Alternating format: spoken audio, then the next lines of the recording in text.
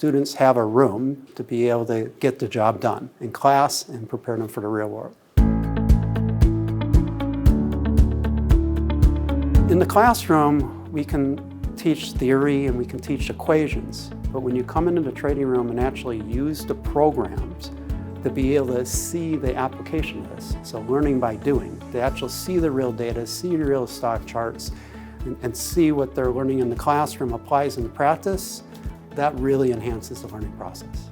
The skills are to know the modern tools that in the market people use to manage portfolios and to analyze things in corporate finance.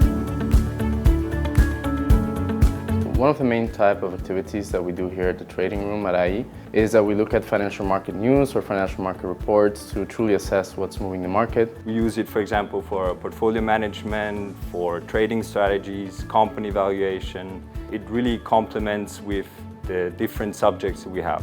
Here is truly where you get hands-on experience on the financial tools that are used every day by professionals. Bloomberg and FactSet are professional tools that normally only professionals have, and I have the advantages of having these tools.